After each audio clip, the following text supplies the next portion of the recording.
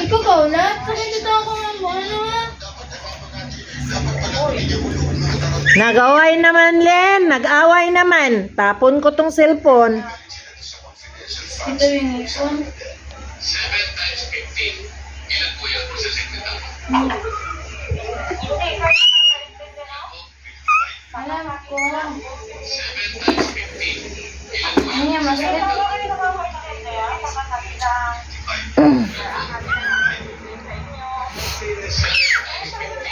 Ito ka. Kalulo. Ito kalulo. Sana hindi na sa nakikita. Ito muna ng problema.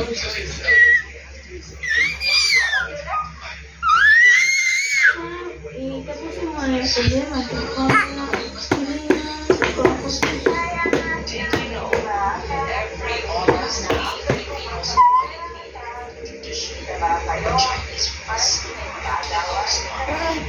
It's when the gates of the spiritual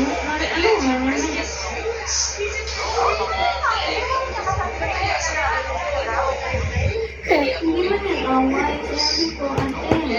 Sabi niya, nagalaw ko si kamay niya kasi samahan yung meeting niya. Kaya sabi niya, sakit yung meeting niya. This 2025 Yeah. Yeah. Come on. Hey. JB. Ah.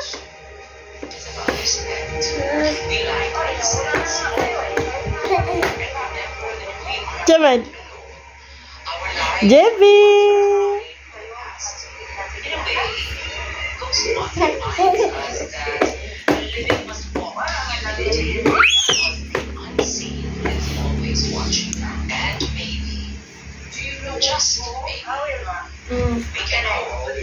Wala din.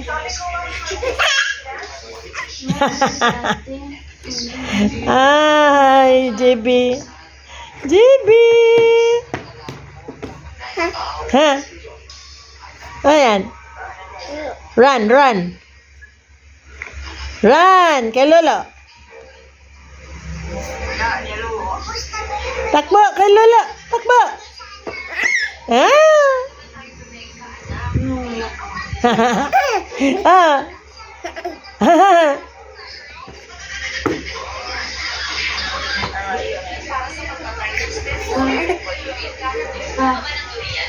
Hindi sa cellphone ko na. Binigay mo kami. kuha ng 69% ng kita. Bansa, ako naman ay kuha 17%, habang 50%. Ang masa ay kumukuha lang ng 40% ng kita. Bansa, ang tawag dito ay income Wala inequality. kang napasok sa Kung mga hindi pantay na Just time yung pagbabahagi harap ko ng sa kita ng school. bansa sa populasyon. Ito ay sinasumpat gamit ang tinatawag na Gini coefficient na mabase sa 0 at 1. 0 bilang perfect equality at 1 bilang perfect inequality. Ang Gini coefficient ng Pilipinas ay 0.39 at naglaranggo tayo ng 15 out of 63 countries sa pinaka-unequal. Mas unequal pa ang Pilipinas kaysa JB. Come. India, Kenya, at marami pang developing countries. Maraming argumento ang nagsasabi na natural lamang ang income inequality dahil sa isang lipunan, palaging may winners at losers. Pero ang hindi sakop ng argumento na ito ng income inequality ang nagpapatuloy sa masasamang siklo sa isang bansa. Halimbawa, ayon sa mga eksperto, kapag nataas ang income inequality ng isang bansa, hindi nagtataporma sino ang mas makukulit, mas maraming clients. Ito ang clientelistic competition na nag-iibabaw sa tinatawag ng programmatic competition. Sistema na ito na nagsisilbi lamang para sa kanila. Napaka-importante na palaging nangangailangan ng mga tao konektado.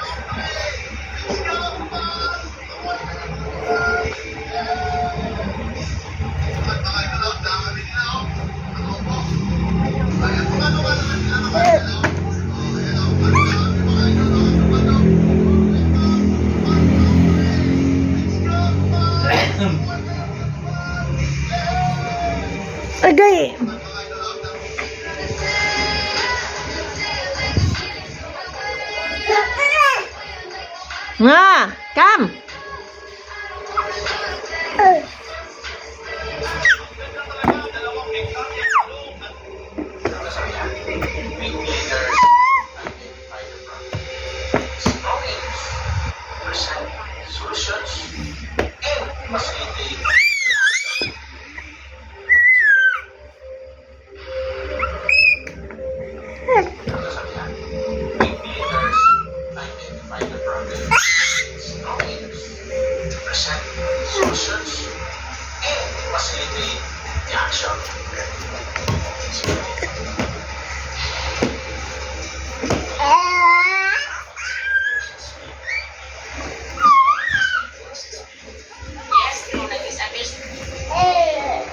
Jebby!